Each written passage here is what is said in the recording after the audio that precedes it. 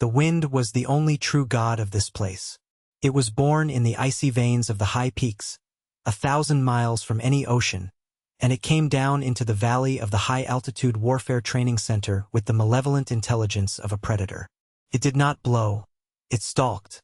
It hunted the long, barren firing range, 1.5 kilometers of graded dirt and rock that ended in a scarred hillside. The wind toyed with sound, snatching the crack of a rifle and flinging it into the canyons, only to return it a half-second later as a distorted echo. It tasted of granite dust and the faint, metallic tang of spent cordite. It was a physical presence, a constant, abrasive pressure on the skin, a thief of warmth and a saboteur of certainty. To the men who called this range their temple, the wind was a fickle deity to be appeased with skill and calculation, a final, brutal arbiter of their worth. Gunnery Sergeant Rex Thorne considered himself the high priest of this temple. His face looked like it had been carved from naval tradition itself, all hard planes and deep-set eyes under a brow that was permanently furrowed in a state of critical judgment. He stood with his feet planted wide, a posture that dared the very earth to try and move him. His voice, a gravelly baritone honed by 2 decades of shouting over the din of engines and ordnance, was as much a tool of his trade as the spotting scope he now leaned over. Authority radiated from him like heat from a furnace, an oppressive, self-assured energy that bent the wills of younger, less certain men. He was the chief instructor, the range master, the keeper of the lore. His word was gospel, his corrections were scripture, and his approval was the only absolution a sniper could hope for in this unforgiving domain. He spat a stream of tobacco juice onto the thirsty ground, a punctuation mark of disgust. "Again!" he barked, the single word carrying the weight of profound disappointment. He did not look at the shooter, only at the heat-hazed image in his scope. Another one wide.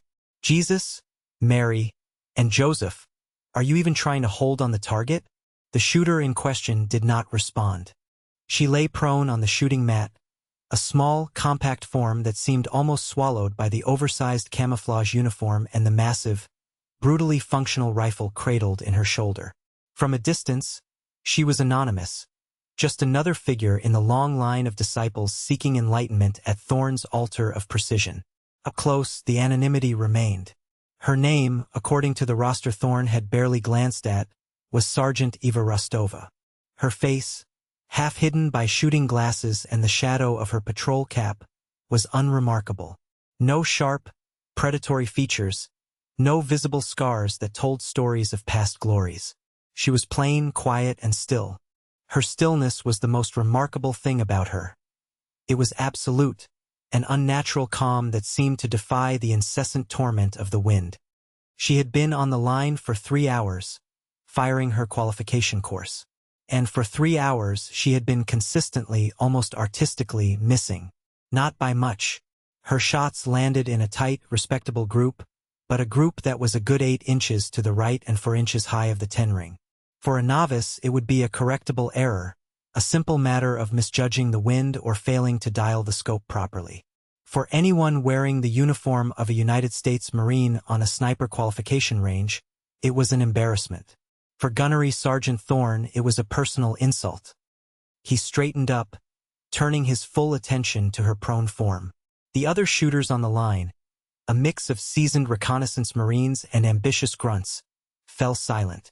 They could smell blood in the water. The tyrant, as Thorne was affectionately and fearfully known, was about to erupt. "Sergeant," he began, his voice dripping with a condescending sweetness that was far more menacing than his usual roar. "I have seen recruits straight out of boot camp with more intuitive grasp of windage than you are displaying. That target is 1,000 yards away. The wind is running left to right at about 15 miles per hour, gusting to 20. This is not quantum physics. This is basic marksmanship. Are you familiar with the concept?" Rostova finished her firing sequence, the bolt of her rifle sliding back and forth with a clean, metallic sound that was surgically precise. She did not look at him. Her eyes remained downrange, studying the mirage, the subtle dance of heat waves that betrayed the wind's invisible currents. "The wind is not consistent, Gunnery Sergeant," she said. Her voice was low, devoid of inflection, a clinical statement of fact. There is a significant vertical updraft beginning at the 400-yard berm, and a countercurrent rolling off the cliff face to the west. The primary vector is not left to right. It is a spiral. A few of the younger Marines snickered. A spiral. It sounded like something out of a bad action movie. Thorne's face darkened, the condescension evaporating and leaving behind pure, undiluted rage. He stalked over to her, his boots crunching on the gravel, and stood over her, a massive, eclipsing presence. A spiral? Is that what they're teaching you pencil pushers in the rear? Did you read that in a book, Sergeant? I am the wind here. I live in it. I breathe it. And I am telling you, you are wrong. He nudged the stock of her rifle with the toe of his boot, a gesture of ultimate contempt for both the weapon and its wielder. You are embarrassing my range. You are embarrassing that uniform. And you are wasting my ammunition. Now, get your head out of your fourth point of contact, listen to your instructor, and put a round in the black, or so help me God. You will be polishing brass in the armory until your enlistment is up. She did not flinch. She did not turn. The only indication that she had even heard him was the slow, deliberate way she reached out and drew a small, leather-bound notebook from her pack. She opened it to a fresh page and, with a small pencil, began to sketch a complex diagram of the valley, marking it with arrows, numbers, and cryptic symbols. She was ignoring him, not defiantly, not angrily, but with a serene and total indifference, as if he were nothing more than a part of the wind she was studying, a loud but ultimately insignificant gust. This was a lioness allowing a jackal to dance at the edge of its kill radius. But Thorne, blinded by the jackal's bravado, saw only weakness. He saw a woman who didn't belong, a paper pusher playing dress-up, a sergeant who had clearly slipped through the cracks of a softening Marine Corps. His rage curdled into a thick, simmering contempt. He was about to unleash a tirade that would have peeled paint from a battleship, a masterpiece of profane invective that would be recounted in the barracks for years. He opened his mouth, drawing in a great breath to fuel his fury. And then the world ended. It began not with a bang, but with a scream. The high, piercing shriek of every radio on the range simultaneously bursting to life on the emergency frequency. The disembodied voice that followed was strained, laced with the metallic tang of panic. Triton is loose. I repeat, Triton is loose. He's broken containment, heading for the North Ridge. All assets, I say again, all assets, Triton is in the wind. The name fell upon the range like a physical blow. Triton was not a person. It was a specter, a designation for a high-value defector who held the keys to a kingdom of compromised intelligence networks. He was being held in a supposedly inescapable subterranean facility less than 5 miles away. His escape was not just a failure. It was a catastrophe of existential proportions. If he reached the ridge, he would be over the border, lost forever, along with secrets that could cost hundreds of lives. Chaos erupted. Thorne, his personal grievance forgotten, grabbed his own radio, shouting for situation reports, his voice adding to the cacophony. The other instructors ran for their vehicles. A quick reaction force was being scrambled, but they were 10 minutes out. Air support was a pair of attack helicopters, but they were grounded for maintenance, 20 minutes from being airborne at best. Triton was on foot, moving fast, and he had a 15-minute head start. It was a perfect storm of failure. What's his position? Thorne roared into his handset. The reply was grim. Visual contact from observation post Alpha. He's moving through the Serpent's Pass. He'll be at the ridgeline in 8 minutes. Maybe less. He's out of range for our designated marksman. Too far. Impossible shot. The Serpent's Pass. Thorne knew it. A narrow, winding ravine that snaked its way up the side of the mountain. It offered intermittent cover, but there was one stretch, a 100-yard dash across a barren rockslide, that was exposed. It was their only chance. He grabbed his high-powered binoculars and focused them on the distant mountainside. He found the rockslide. It was a tiny brown smudge against a vast wall of gray. He ranged it with the laser built into the optics. The numbers that flashed back made his stomach clench. 2,375 yards, he whispered, a prayer of damnation. Nearly 2.5 kilometers. It was not an impossible shot. It was a mythical one. It was a shot that belonged in the tall tales old gunnery sergeants told, not in the realm of reality. Panic was a contagion, and it was spreading fast. The men on the range were warriors, but they were trained for firefights, not miracles. They looked at the distant mountain, at the impassive sky, and they knew it was over. The moment was lost. The failure was complete. The authority that had radiated from Rex Thorne only moments before had collapsed into a black hole of helplessness. He was just a man, shouting into a radio, watching the world burn. In the midst of the rising tide of despair, one thing remained constant. One small island of perfect, unassailable calm. Sergeant Eva Rostova had not moved, but everything about her had changed. The quiet, unassuming woman was gone. In her place was something else, something ancient and focused. Her movements, as she chambered a new round, were no longer just precise. They were fluid, economical, and possessed of a terrible grace. She was not looking at the mountain. She was looking at the air between herself and the mountain.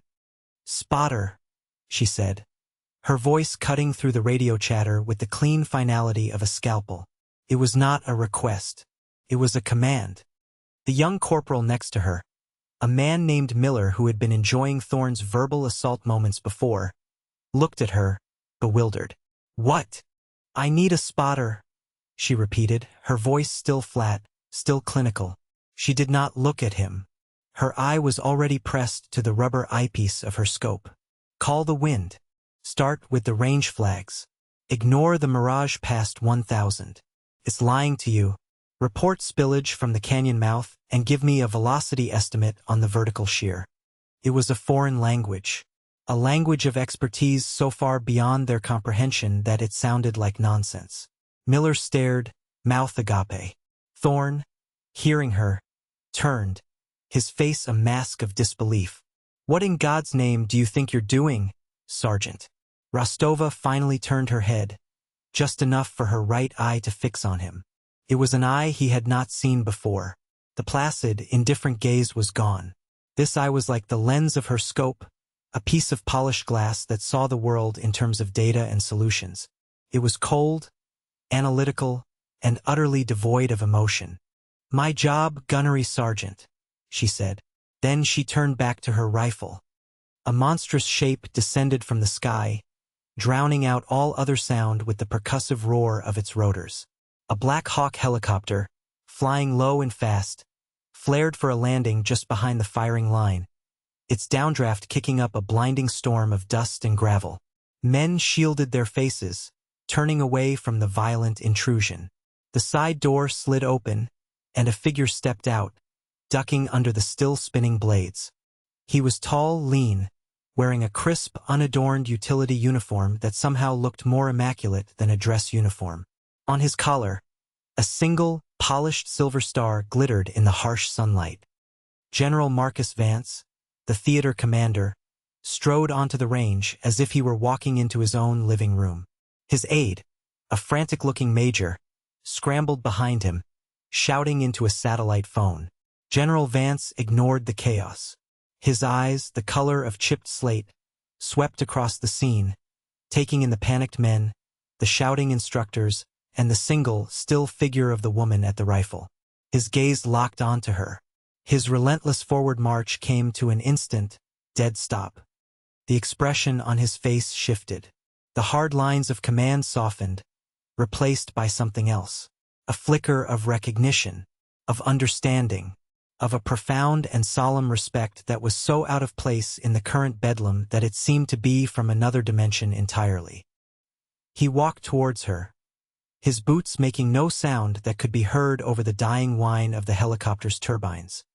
Thorne, seeing the general approaching his position, snapped to attention, his own panic momentarily overridden by the instinct to salute. "General, sir. Gunnery Sergeant Thorne. We have a—" General Vance walked past him as if he were a piece of furniture. He did not see him. He did not hear him. His entire universe had contracted to the woman and the rifle. He stopped 10 feet behind her. He did not speak to her. He spoke to his aide, but his voice carried across the now quieter range with the clarity of a bell. "Get me a direct feed from that spotting scope," the general commanded. "And get the Pentagon on the line. Tell them the Ghost is on the gun." The Ghost. The name descended upon the range like a shockwave, sucking the air from the lungs of every man who heard it. It was a call sign, a legend, a whispered myth from the darkest corners of the global war on terror. The Ghost of Ramadi, the phantom of the Hindu Kush, a sniper whose exploits were so classified, so unbelievable, that they were treated as fables, morale-boosting lies told to new recruits. They said the Ghost could make shots in zero visibility, guided only by sound. They said the Ghost had once taken out 3 key enemy leaders with 3 bullets in the space of 5 seconds, from a distance of over a mile during a sandstorm. They said the Ghost was not a person, but a committee, a team of operators, because no single human being could possibly be that lethal, that perfect. And now, here was General Marcus Vance, a man who did not deal in fables, giving the legend a face. And the face was that of the small, unassuming sergeant who had been missing her shots all morning. Thorne felt the blood drain from his face. His mind, a machine that processed the world in rigid categories of rank and regulation, simply shut down. The gears jammed, stripped bare by a reality it could not compute. Sergeant Eva Rostova, the Ghost. The two concepts could not coexist in the same universe. He looked at her, truly looked at her for the first time. He saw the way her left hand was positioned under the stock of the rifle, not gripping it, but cradling it with the light, sensitive touch of a surgeon. He saw the unnerving stillness of her head, the absolute economy of her breathing. He saw the worn leather notebook filled not with doodles, but with impossibly complex ballistic charts and atmospheric diagrams. He was an amateur staring at the work of a grandmaster, a child with a crayon looking at the Mona Lisa. "You were in Iraq," General Vance said, his voice now quiet, almost reverent. It was not a question. "The Al-Jamhuriya Bridge, 2007-inch. Rostova's I remained glued to her scope. "Yes, sir," she replied, her voice a calm whisper. The wind was worse that day. She had stopped being a sergeant. She had become an instrument of physics and will. Her fingers danced over the turrets of her scope, making micro-adjustments. Click, click, click. Each sound was a death sentence being written a mile and a half away. "Corporal Miller," she said, her voice sharp now, pulling the young man out of his awestruck paralysis. "Give me a final velocity. Now." Miller, galvanized by the sheer force of her command, fumbled with his own anemometer. 12 miles per hour, gusting to 18, ma'am. Or, insufficient, she snapped. "Give me the differential. What is the wind doing in the last 500 yards? Thorne, his own mind rebooting with the cold shock of adrenaline and terror, suddenly understood. He grabbed his own high-powered scope, the one with the advanced reticle that could measure wind speed by reading the mirage. He focused on the distant rockslide. He saw what she had seen. The spiral, it was there.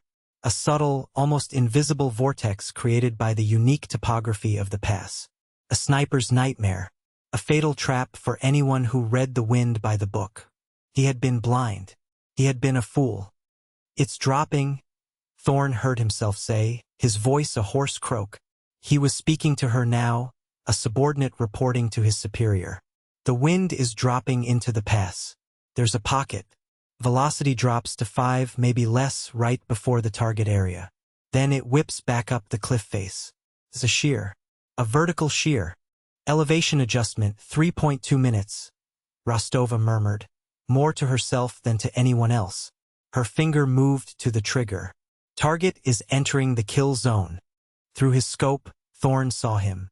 A tiny, running figure, barely distinguishable from the rocks around him. Triton. He was in the open, sprinting across the rockslide, a desperate, final dash for freedom. 8 seconds of exposure. 7, 6. The world seemed to hold its breath. The wind died for a single, sacred moment. The only sound was the impossibly loud thumping of Rex Thorne's own heart. "Sending," Rostova said. The rifle did not roar. Cracked. A single, sharp, surgical sound that was almost anticlimactic. The recoil was a ripple, absorbed by her body as if she were made of water. For 3.5 agonizing seconds, nothing happened.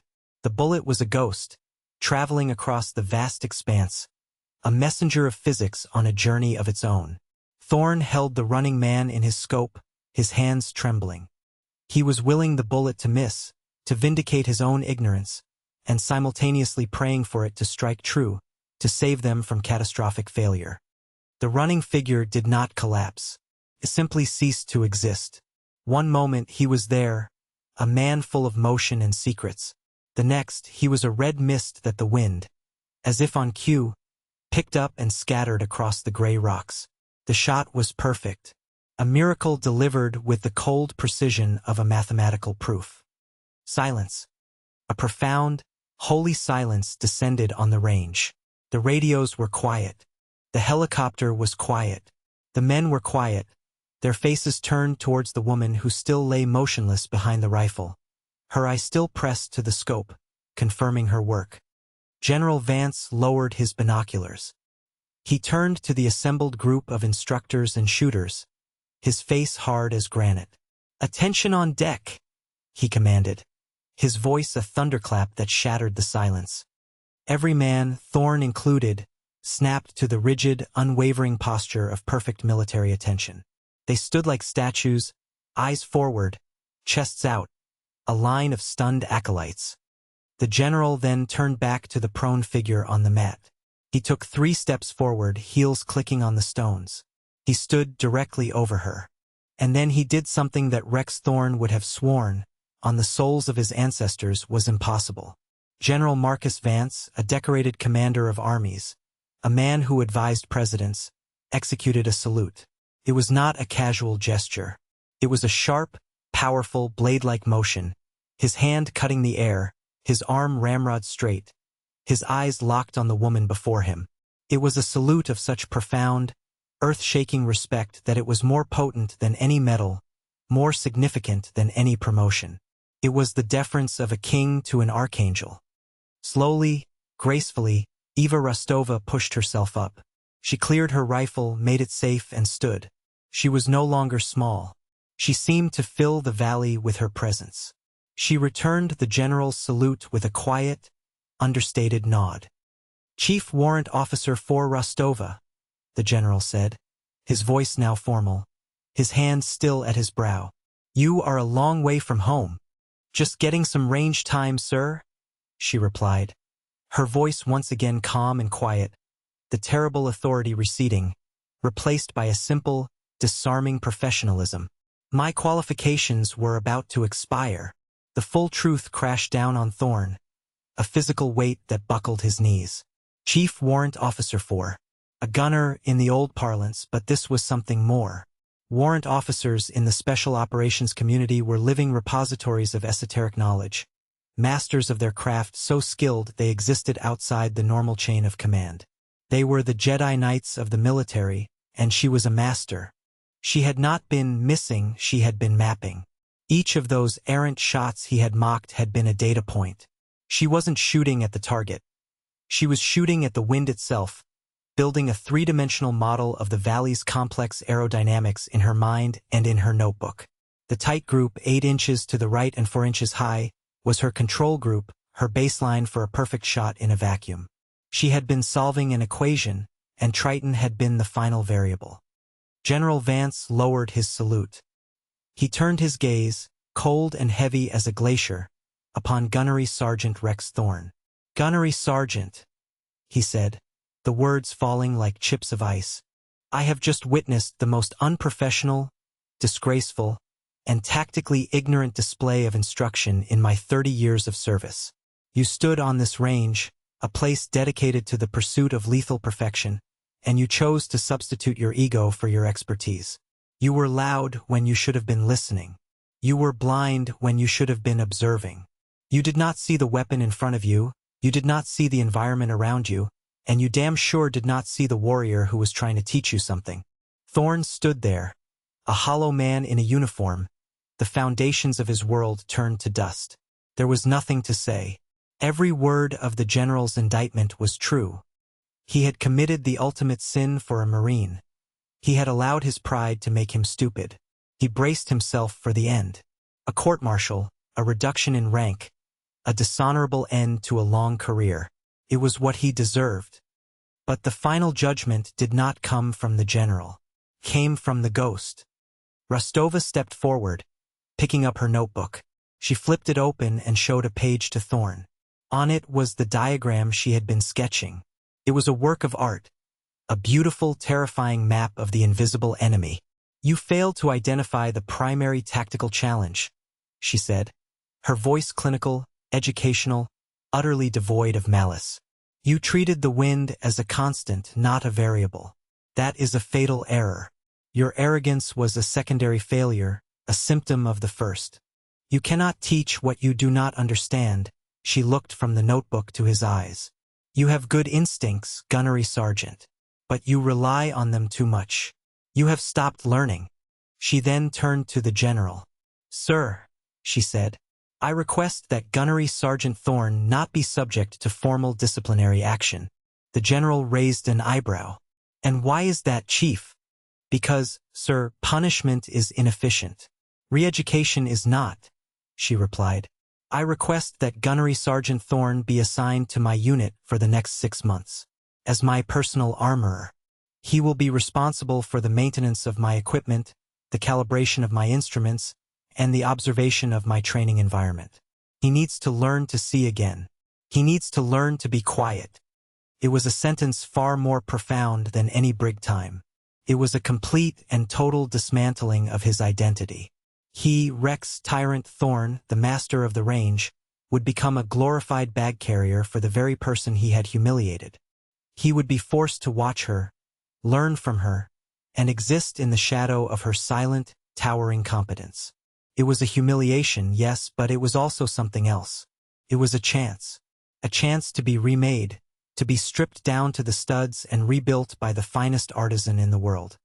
General Vance considered it for a long moment, then a slow, thin smile touched his lips. Request granted, Chief. See to it his orders are cut immediately. He gave Thorn one last, long look. Consider yourself the luckiest fool in the United States Marine Corps Gunnery Sergeant. Your real training begins today.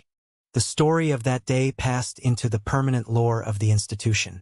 It became a fable told to new snipers, a cautionary tale about the dangers of hubris and the quiet nature of true mastery. They called it the Ghost's Equation, a lesson that the most important target is not always the one downrange, but the one inside your own head. Years passed. The wars in the desert wound down, replaced by new conflicts in new, forgotten corners of the world. And on that same high, wind-swept range, a new generation of shooters lay on the line, squinting at the distant targets. Their instructor was a man whose face was a roadmap of hard-won wisdom, his eyes holding the quiet patience of a man who had looked into the abyss and been pulled back. Master Gunnery Sergeant Rex Thorn no longer roared. His voice was calm, measured, his corrections offered not as criticisms, but as quiet invitations to see the world more clearly. He would often end his first day of instruction by gathering the young, confident Marines around him. He would not tell them war stories of his own. He would tell them a story of his greatest failure. He would tell them about a quiet sergeant, a spiral of wind, and a shot that defied the laws of God and man. He would describe his own arrogance, his own blindness, in unflinching, brutal detail. I was a peacock, he would tell them, his voice soft but carrying in the thin mountain air, all feathers and noise. I thought my rank and my reputation made me an expert. But the most dangerous person on any battlefield is the one you don't see, the one you dismiss. True strength, the kind that can change the world with a single heartbeat, is almost always silent. It is humble. It is observant. It is constantly learning. He would pause, letting the wind carry his words away into the canyons. Your job is not to be the loudest voice on the range. Your job is not to be a tyrant. Your job is to be worthy of the warrior who might be lying on the mat next to you. You never know when you are in the presence of a ghost. Your only duty is to be quiet enough to learn from them when they appear. And in this, Rex Thorne found his absolution. He had been humbled, yes, but in that humbling he had been saved. He became a far greater instructor than he ever could have been as a tyrant, for he no longer taught the art of shooting. He taught the art of seeing. He taught the humility that is the bedrock of all true expertise. He spent the rest of his career preparing young men and women for a world of unseen variables and quiet masters, ensuring that the lesson he had learned at such a high cost would never be forgotten. The quiet professional, the hidden master, does not need accolades or recognition. Their action is their argument. Their competence is their creed. And their legacy is not in the stories told about them, but in the silence they command, a silence born of awe, of respect, and of the dawning, terrifying, and ultimately beautiful understanding that true greatness needs no introduction. It is a force of nature, like the wind itself, and one is wise not to stand against it, but to learn its ways and, if you are very, very lucky, to be worthy of its passage.